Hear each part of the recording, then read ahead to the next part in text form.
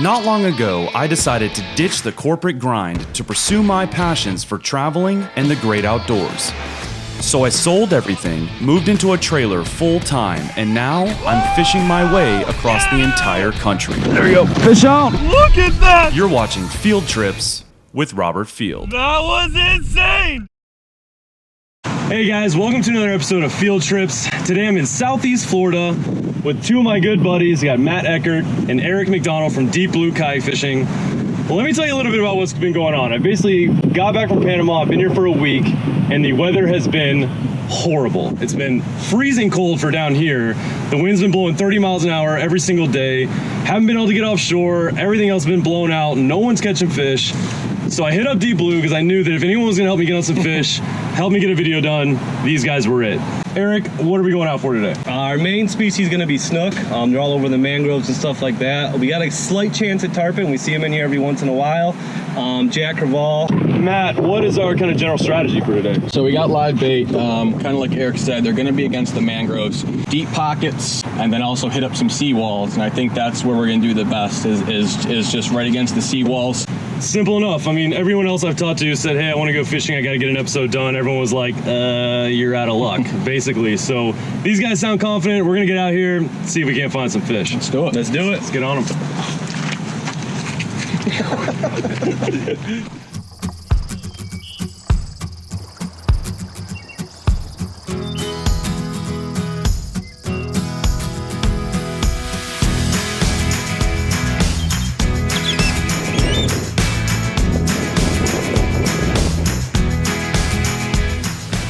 All right, so basically we got to run up this river to get to the bay where we'll be fishing. And so we might as well on the way there troll some artificials, see if we can't pick up a snook or a trout or something up against these mangroves. So because the conditions have been so tough, it's been just super windy, super cold, like I was saying. We're basically going to be using live bait, see if we can't trick these snook into biting. They really just do not like this cold weather, so it's going to be tough today, but Deep Blue's confident we're going to get on them. Through the top lip. Or the nose. Nostrils just like a dog. Should I throw it in here? Yeah, get it nice in there and then let it sit. Nothing happens. Go up further, go to the corner, let it sit. Dude, I thought he just got hit.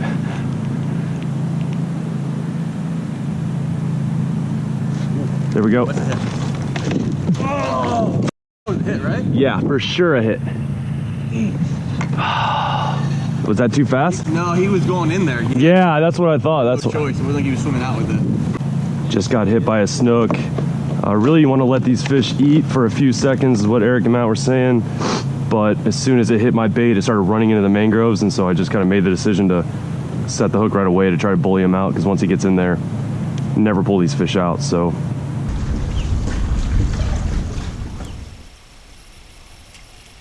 we just had a snook busting bait right next to me along the seawall, basically right where I just had my bait, and I messed up the cast.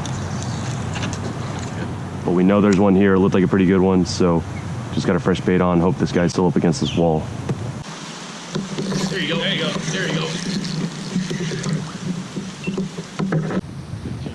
Yeah. Yep. Oh, it was a jack for sure. Well, that was a Jack Crevalle, just took my bait. Okay, He spit it out and it's still alive. Should I pitch it back at the wall or not?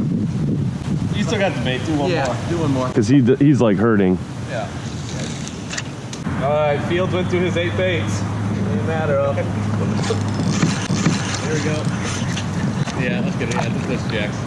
Just Jacks? Jacks that can't even eat the bait. Yeah. Yeah. All right, we're gonna get out of here. That was another Jack Crevalle, we think.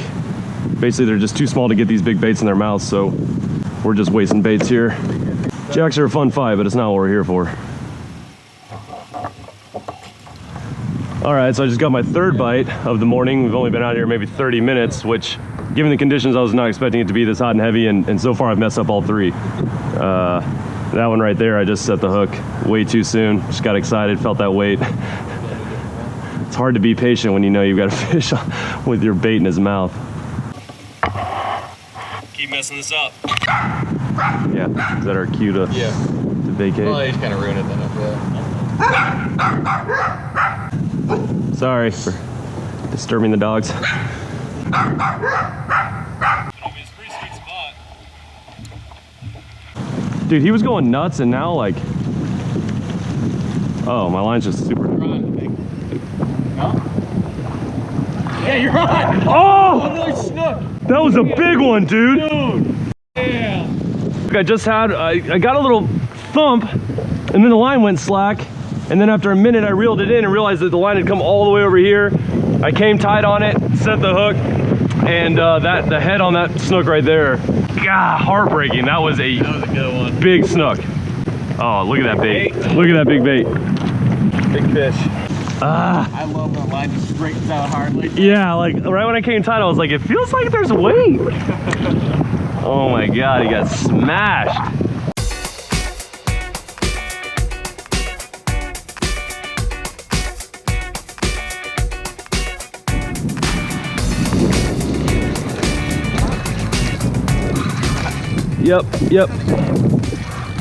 Yep, I'm on. Oh, that's a jack. Look at it, he barely got the bait in his mouth. That is a little jack crevalle with my big pilcher, just can't even get it in his mouth. These guys are considered trash fish. They're a really fun fight, but they're not good to eat. Anyways, jack crevalle, fun fight for a little guy, but not what we're out here for.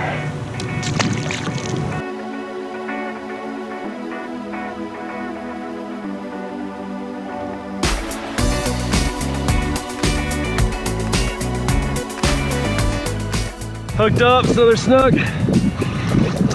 Oh, nice.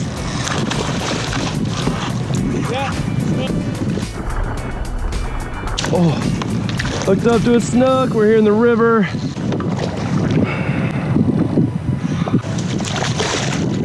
No. Strong, man. Yep, strong. He's not a monster, but he's strong. Oh, nice. All right, yeah. I had seen little bait popping right out right there, and so I hugged tighter to it to drag my bait through there, and sure enough, man, I heard it swirl, turned around, and I was on. All right. Oh, they are feisty fish and strong fighters. Super fun fish. This is not a huge guy, maybe about 20 inches, but super fun fight. These fish are just so strong. They love to jump, really acrobatic fish. Just an absolute blast. Feels good, man. Knock the, you know, first one's the hardest, break the ice a little bit. Exactly. Beautiful fish, man.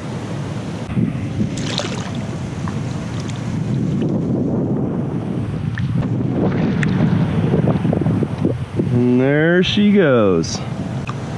Such a fun species. Got one on the board. Nice.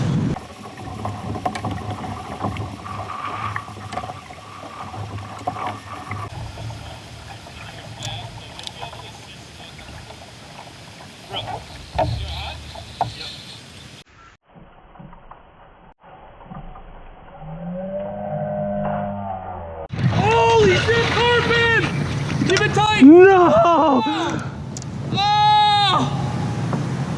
Oh my God, did you get that on camera? I don't know, man. God, that was a good 30, 40 pounder. I just let out a bait, had just closed the bail, and it started running behind me.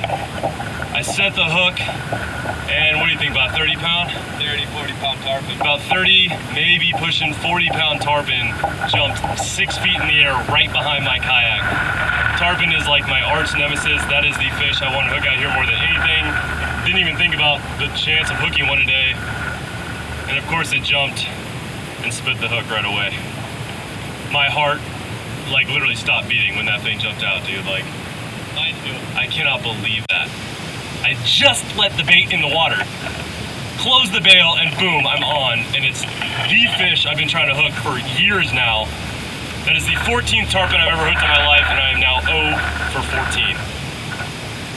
14. Nothing ever goes right with the tarpon. Like, it's either like I'm ready for them and something f***s up, or they just hit like that, and I'm like, I was like, I just closed the bail, and it starts pulling drag. I'm like, I'm hung up.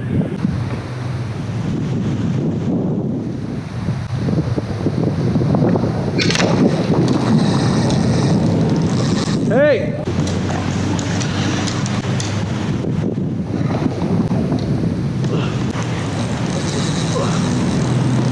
I'm on, but he's around this.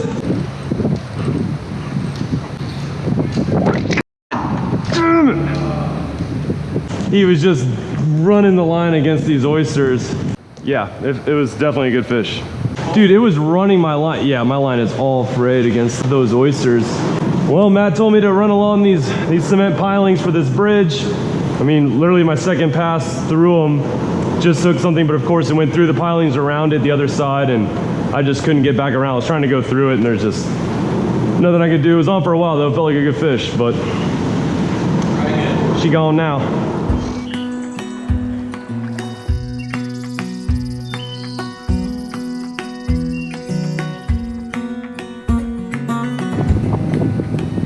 Yeah, look at this manatee right. Look at him, he's right there.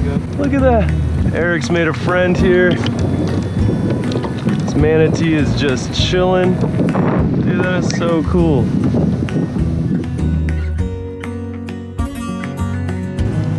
Look at this guy. Dude, he's rolling over. I can't believe this guy's just hanging out like that, dude. Dude, that was the coolest, bro. He's just chilling. So this manatee's been following Eric for like an hour, but we're not allowed to touch them. It's considered harassment. They are endangered, so that was cool, man. That was awesome. I've never seen anything like that, yeah. That's like fishing aside, it was worth coming out here just for that. That was awesome. That was really cool.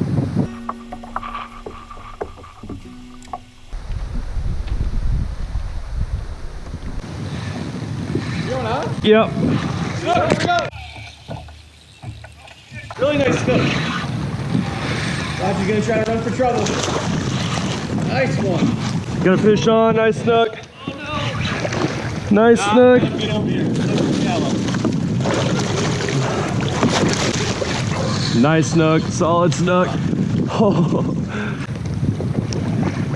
Got him. Nice, bro. It's heavy. Nice, Nice. Beautiful snook. Measure him on the accent paddle. God, this one tore my finger up. Beautiful snook, went 28.5 inches. That's my new personal best by about 1.5 inches. Just such a fun fight. I missed a few bites early. This guy started running out behind me, set the hook, and it was a battle to keep him out of the pilings and those dock back there, but in the end, got it done. Beautiful fish, fun fight. We'll release this girl, see if we can't get some more. Nice.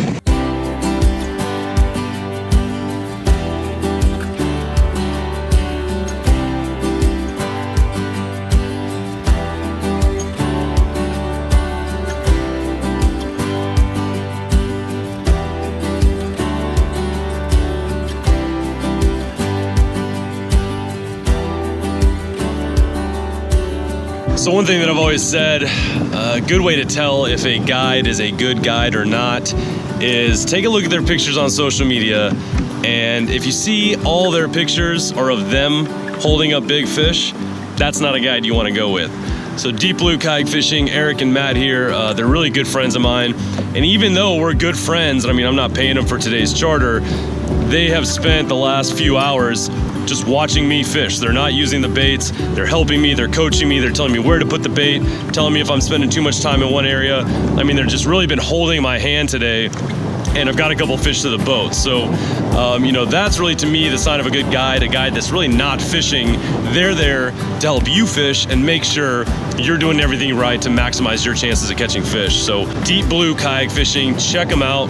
Anything from offshore for sailfish and tuna and mahi, to inshore for snook, to freshwater for peacock bass and largemouth. They're really just great guys to boot. So cannot recommend these guys enough. I actually got over here away from them so they won't hear me saying all this and get a big head, but jokes aside, they're just incredible guides. And if you want to come to South Florida and check a couple species off your bucket list, there's no one better to do that with than Deep Blue Kayak Fishing. Check them out, guys, for real.